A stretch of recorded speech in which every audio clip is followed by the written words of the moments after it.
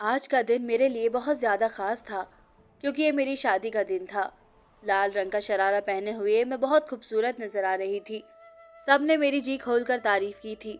मैं अकेले बैठे अपनी साथी का इंतज़ार कर रही थी।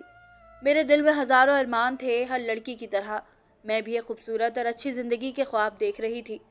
मगर मेरा ये ख्वाब उस टाइम चकनाचूर हो गया जब मेरी शादी मेरे बहनोई से तय कर दी गई थी। ऐसा नहीं था कि वो उम्र में मुझसे ज़्यादा बड़ा था। वो देखने में बहुत ज़्यादा खूबसूरत थे, बल्कि वो पढ़े लिखे भी थे। लेकिन मैंने उन्हें हमेशा अपना बहनोई के रूप में ही कबूल किया था। मेरी बड़ी बहन फरहाना के देहांत के बाद जब मेरा रिश्ता उनकी सास ने मांगा तो मेरी माँ बाप ने बिना सोचे समझे हाँ कर दी। इस बात का जब मुझे पता चला तो मैं उनसे बहुत ज़्यादा नाराज़ हुई और बहुत दिन तक अपने घर वालों से बोली भी नहीं थी। एक रोज़ मेरी माँ ने मुझे अपने पास बुलाया और कहा कि बेटा, हम सब तुमसे बहुत ज़्यादा प्यार करते हैं और हम तुम्हारे बारे में कोई गलत फैसला नहीं करना चाहते। अजहर एक अच्छा और खूबसूरत और पढ़ा लिखा लड़का है। सबसे बड़ी बात यह है कि वह लालची नहीं है और अच्छा कमाता है। क्या तुम सिर्फ उसी वजह से उससे शादी करने से इनकार कर दोगी कि वह तुम्हारी बहन के साथ 2 साल तक शादीशुदा जिंदगी गुजार चुका है? कभी कभी वक्त बदलने के साथ साथ रिश्ते भी बदल जाते हैं। मेरी प्यारी बेटी, फिर भी तुम इनकार करना चाहो तो मैं आज ही अजहर की माँ को बोलकर इनकार कर दूंगी। तुम रात तक मुझे अपना फैसला बता देना। माँ ये कहकर चली गई और मैं सोच में डूब गई। मुझे समझ में नहीं आ रहा था कि मुझे क्या करना चाहिए। मैं अपने कमरे में आई तो मेरा फ़ोन बज रहा था। मैंने मोबाइल उठाया तो वहाँ मारिया कॉलिंग लिखा हुआ था, जगमगा रहा था। मैंने दिल में शुक्र अदा किया कि चलो मैं अपनी परेशानी का जिक्र करके अपनी दोस्त से बात करके कोई अच्छा सा सॉल्यूशन निकाल लूँगी। लेकिन कॉल चेक करने के बाद मेरे होश उड़ गए जब मारिया ने मुझे बताया कि उसके पति ने उसे धक्के देकर निकाल दिया है और साथ ही उसके कीमती जेवर भी छीन लिए हैं और अब उसके घर वाले उसके लिए बहुत ज़्यादा परेशान थे। वह कानूनी तौर पर मसले को सॉल्व करने का सोच रहे थे। ये सारी बातें सुनकर मैं जो अपनी परेशानी भूल चुकी थी और उल्टा मारिया को तसल्ली दिलासे देने लगी थी, जिसने कई 6 महीने पहले पसंद की शादी की थी और इतने कम वक्त में इतना भयानक नतीजा देख लिया था। उसकी पूरी दास्तान सुनकर मुझे अच्छे तरीके से अंदाज़ा हो गया था कि दुनिया बहुत मतलब परस्त और फरेबी है और बड़ों के फैसले पर ही सर झुका देना ही अक्लमंदी है, क्योंकि वह अपने तजुर्बे से एक अच्छा फैसला ही करते हैं। मुझे अपनी माँ का फैसला बहुत ही अच्छा लगा था और मैं उस वक्त अपनी माँ के पास जाकर खड़ी हो गई और कहा कि माँ, मैं अजहर से शादी करने के लिए तैयार हूँ।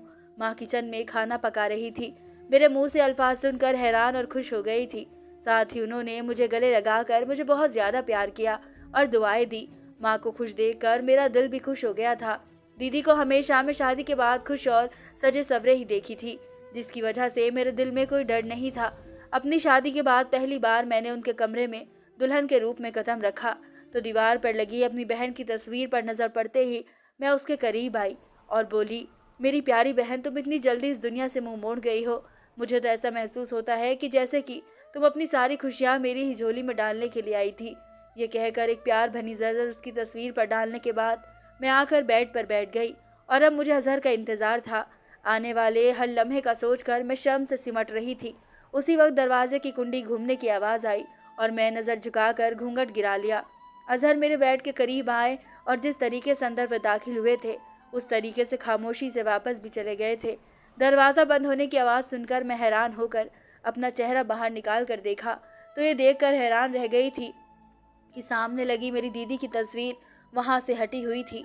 मैं कुछ देर वहीं पर बैठी रही थी। मुझे कुछ समझ में नहीं आ रहा था कि मुझे क्या करना चाहिए। मैं समझ गई कि अजहर 1 साल बाद भी अपनी बीवी का मौत का दुख नहीं भुला सके हैं। उन्हें उस वक्त मेरे दिल की ज़रूरत थी। मैं सोचकर अपनी जगह से उठी और ये सोचकर उनके पास चली गई कि मैं उन्हें तसल्ली दे सकूं। उनसे तसल्ली के 2 लफ्ज़ कहकर उन्हें बुलाना चाहती थी ताकि हम दोनों एक दूसरे के बारे में बात कर सके। मैं कमरे से बाहर निकलकर बराबर वाले कमरे में जाने लगी तो वह कमरा लॉक था। मैं हैरान खड़ी रह गई थी। मुझे अपने जोड़े से उलझन होने लगी थी। वो बहुत भारी था। सुबह से रात तक भी आराम ना मिलने की वजह से मुझे नींद भी आने लगी थी। तो मैं अपना बड़ा लिबास संभालते हुए कमरे में वापस आई और कपड़े बदल कर सो गई थी। अगली सुबह मेरी आंख खुली तो अजहर बेड के किनारे पर बैठे हुए थे और मेरी सास उनसे खाने का पूछ रही थी और कह रही थी कि तुम्हें अपनी शादी की पहली सुबह मुबारक हो। उन्होंने इतने प्यार से कहा कि पिछली रात की बात को भूलकर मैं मुस्कुरा दी। इस वक्त मेरी नज़र सामने दीवार पर लगी बड़ी तस्वीर पर पड़ी तो मुझे ऐसा महसूस हुआ जैसे वो मुझे देखकर मुस्कुरा रही हो। मेरे लबों पर भी मुस्कुराहट फैल गई। हमारे लिए नाश्ता आ चुका था तो मैं फ्रेश होने चली गई थी। मैंने और अजहर ने अपने कमरे में बहुत ही अच्छे माहौल में नाश्ता किया था। नाश्ता करने के बाद अजहर के कुछ दोस्त मिलने के लिए आए तो उनके साथ चले गए थे, जबकि मैं तैयार होने लगी थी। पूरा दिन मेहमानों में गुजर गया था। मैं बहुत ज़्यादा सुकून से थी और मुझे अजहर को देखकर ऐसा लग रहा था कि मुझे जल्दी वो मेरे करीब आ जाएंगे और एक दूसरे को समझने लगेंगे। लेकिन रात हो गई और मैं उनका इंतज़ार करने लगी तो पिछले रात की तरह आज भी अजहर कमरे में आए और दीदी की तस्वीर लेकर दूसरे कमरे में चले गए थे। मैं परेशान सी बैठी उन्हें देखती रह गई थी। मुझे उन पर रहम आने लगा था। साथ ही दीदी की किस्मत पर फक्र भी होने लगा था, जिसे इतनी चाहत करने वाला पति मिला था जो उन्हें भूल ही नहीं पा रहा था। खैर, मैं कमरे से निकली और अजहर के पीछे दूसरे कमरे में जाने लगी तो वह कमरा लॉक कर चुके थे। मैं बेबस सी वहीं पर खड़ी रह गई थी। अंदर से अजहर के कुछ बोलने की आवाज़ सुनाई आ रही थी, जैसे वो किसी से बातें कर रही हो। मैंने दरवाजे पर कान लगाकर सुनना चाहा, लेकिन मुझे कुछ भी समझ में नहीं आया था। तभी मेरी सास मुझे आती हुई नजर आई। उसने पूछा कि यहाँ पर क्या कर रही हो, क्यों खड़ी हो। मैं अब क्या बताती कि नई नवेली दुल्हन अपने पति के पीछे भाग रही है और वह उसे जान छुड़ाकर अपने कमरे में कैद कर चुका है। वो मेरे चेहरे से समझकर कहने लगी, फिक्र मत ना करो, कुछ दिन की बात है, फिर सब कुछ ठीक हो जाएगा। मैं मायूसी वाले कदमों से अपने कमरे में वापस आ गई थी और बेड पर बैठकर दीदी और अजहर की ज़िंदगी के बारे में सोचने लगी थी। हम दो बहनें थी। फरहाना बड़ी बहन मुझसे 2 साल बड़ी थी। हमारे माँ बाप ने हमारी परवरिश बहुत ही प्यार और मोहब्बत से की थी।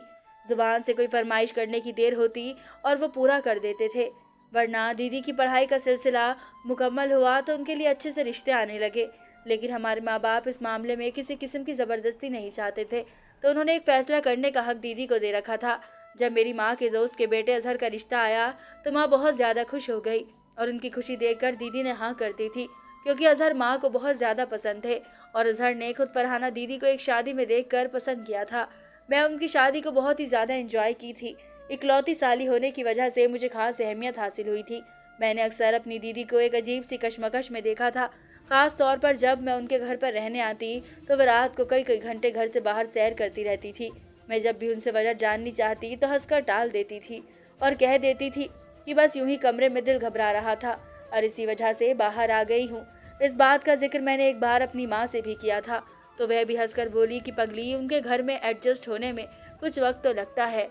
दीदी जब भी मिलने के लिए आती तभी बहुत ज़्यादा सजी सवरी और खुश रहती थी, इसलिए मैंने भी इस वहम दिल से निकाल दिया था। लेकिन एक बार रात के वक्त अजहर दीदी को रात रुकने के लिए हमारे घर पर छोड़ने के लिए आए तो मुझे उनका अंदाज कुछ अलग सा लगा था, जैसे वे नशे में हो या नींद में झूल रहे हो। और उस दिन वे शायद जल्दी में थे, क्योंकि उन्होंने दीदी को ड्रॉप करते ही गाड़ी लेकर चले गए थे। मैंने दीदी से इस बारे में पूछना चाहा, लेकिन मैं उनके कमरे में गई तो वह नमाज पढ़ रही थी। मैंने उन्हें डिस्टर्ब करना ज़रूरी नहीं समझा और अपने कमरे में वापस दोबारा आ गई थी। अगली सुबह जब मैं ये बात अपनी दीदी से पूछी तो वह कहने लगी कि ऐसी कोई बात नहीं है, बस हमारी छोटी मोटी सी लड़ाई हो गई थी, इसलिए वो अंदर नहीं आए थे। फिर 2 दिन बाद के बाद अजहर बेताबी से दीदी को लेने के लिए आए और उनसे माफ़ी मांगी। दीदी की ज़िंदगी बहुत अच्छी जा रही थी, लेकिन अचानक कुछ महीने के बाद उनकी मौत की खबर ने हमारे दिल पर बिजली की तरह दौड़ा दी थी।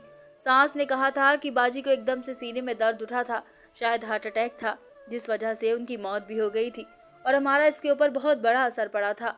हम घर से बाहर भी नहीं निकल पा रहे थे, लेकिन वक्त जो हर दुख पर मरहम लगा ही देता है। कुछ वक्त गुजरा तो हम भी अपनी ज़िंदगी में वापस लौट आए थे। मेरे माँ बाप ने मेरी शादी अजहर से कर दी थी ताकि मैं भी बाजी की तरह उनके साथ खुश रह सकूं, लेकिन उनका रवैया मेरी समझ से अलग था। दिन में वो ठीक रहते थे और रात होते ही दीदी की तस्वीर दूसरे कमरे में ले जाकर उनसे बातें करते थे। मैं उनका दुख बांटना चाहती थी, लेकिन अभी तक ये मौका ही नहीं मिला था। मैं इन्हीं सोचों में गुम बैठी थी और नींद में चली गई थी। मैंने एक अजीब सा ख्वाब देखा। एक अंधेरे कमरे में दीदी की सिसकियों की आवाज़ निकल रही थी। मैं अंधेरे कमरे में दोनों हाथों को इधर उधर घूमते हुए दीदी को छूने की कोशिश कर रही थी। अब मेरे सामने क्यों नहीं आ रही हो? तंग आकर मैंने कहा तो वो रोते हुए बोली कि तुम मुझे तभी छू सकोगी अगर मुझे इंसाफ दिलवा दो, और सिर्फ तुम मुझे इंसाफ दिलवा सकती हो। इससे पहले कि मैं कुछ करती या उनका कुछ और पूछती, मेरी आँख खुल गई थी। कमरे में हर वक्त अंधेरा था, शायद लाइट जा चुकी थी या किसी खराबी की वजह से बंद थी। मेरा पूरा वजूद पसीने से भरा हुआ था और मैं लंबी लंबी सांसें ले रही थी, लेकिन मुझे किसी चीज़ की परवाह नहीं थी। मेरे दिमाग में तो सिर्फ अपनी बहन के किए हुए अल्फाज ही गूंज रहे थे। एक बात तो बताना भूल गई थी कि मेरी बहन बहुत ज़्यादा शरीफ थी। वह 5 वक्त की नमाज़ पढ़ती थी और बहुत ही ज़्यादा इबादत करती थी।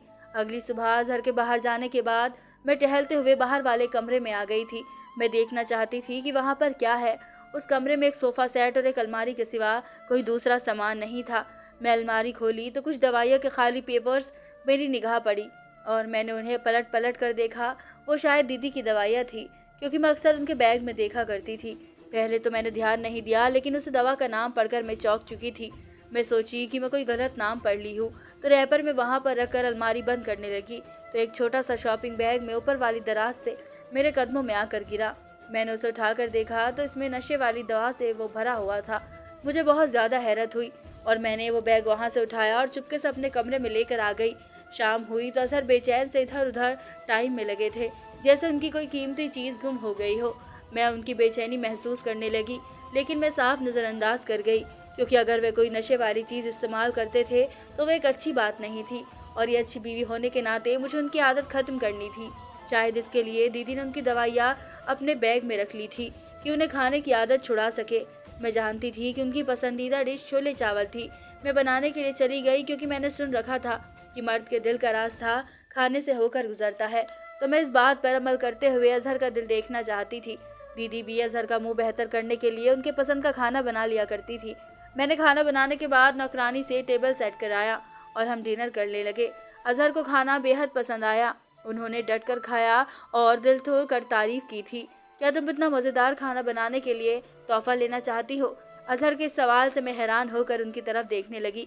सवाल से ज़्यादा उनका पूछने का अंदाज बहुत अजीब सा था। मुझे समझ नहीं आ रहा था कि मैं उनके इस सवाल का क्या जवाब दूँ, तो मैं खामोश रह गई थी। एक बार फिर अचानक अजीब से अंदाज में अपना सवाल दोहराया तो सास ने जल्दी से मुझे काम के लिए किचन में भेज दिया। मैंने किचन की खिड़की से देखा तो अपने बेटे को धीमी आवाज़ में पता नहीं क्या कह रही थी। मुझे अजहर का इस बात का रवैया बहुत ही अजीब सा लग रहा था।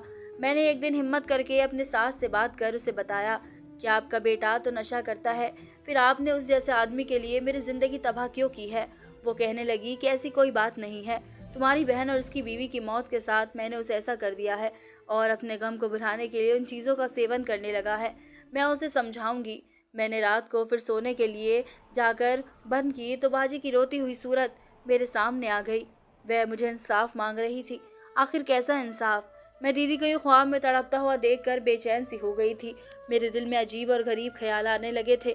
कहीं मेरी दीदी की मौत एक हार्ट अटैक की थी या और कोई था। सास ने बताया था कि जब दीदी को अटैक हुआ था तो उन्हें अस्पताल ले जाया गया था, लेकिन अब दीदी कई बार बार ख्वाब में देखना एक गैर मामूली सी बात थी। मैंने अपने कमरे को जांच पड़ताल की। मुझे अस्पताल की रिपोर्ट्स मिल जाए जिसमें दीदी की मौत बताई गई थी, ताकि मुझे वजह तो पता चले, लेकिन कमरे में ऐसा कोई कागज़ नहीं मिला था। सुबह सास के घर से जाते ही मैंने उनके कमरे की सफाई के बहाने उनके कमरे में देखा, लेकिन कुछ हासिल नहीं हुआ था। अब सिर्फ सास का कमरा रह गया था और मुझे उम्मीद थी कि शायद सिर्फ वहाँ से कुछ मिल जाए, और ऐसा ही होगा। अलमारी से एक अस्पताल की रिपोर्ट मिली जिसमें दीदी की मौत की वजह दिल का दौरा ही लिखी हुई थी। यह अपनी आंखों से पढ़कर मेरे दिल को करार आ गया और थोड़ी सी शर्मिंदगी भी हुई थी। मैं अपने घर वालों पर शक कर रही थी। अजहर के धूप छाव वाले रवैये के साथ गुजरने लगे थे। एक रात मैंने देखा कि वह तो दूसरे कमरे में गया था, तो उसके हाथ में एक नहीं दो तस्वीरें थी। एक तो मैं पहचान गई थी, वह बाजी की तस्वीर थी, और दूसरी शायद नई बनाई गई थी। लेकिन सस्पेंस की बात तो ये थी कि दूसरे फ्रेम में किसकी तस्वीर थी। अगली रात मैं रोज़ सोने के लिए रेडी हुई तो मैं जानबूझकर आंखें बंद कर ली और फिर सोने की एक्टिंग करने लगी। आज रात मैं वह राज जानना चाहती थी जो मुझे अंदर ही अंदर बेचैन कर रहा था। मैंने महसूस किया कि वह उसके मुताबिक अगले कमरे में और दीदी की तस्वीर लेकर कुछ देर रुककर मेरी तरफ देखने लगेंगे। जब तक उन्हें यकीन हुआ कि मैं सो गई हूँ, उसके बाद उन्होंने बाहर की तरफ कदम बढ़ा दिया। मैंने दरवाज़ा खोलकर उनकी तरफ देखा तो जैसे ही वह दूसरे कमरे में गए, मैं भी उठकर बैठ गई। वो मुझे सोता हुआ देखकर कमरा लॉक किए बिना ही दूसरे कमरे में मौजूद थे। कुछ देर गुजरी तो मैं दबे पाँव कमरे से बाहर निकली और बराबर वाले कमरे के सामने आकर रुक गई।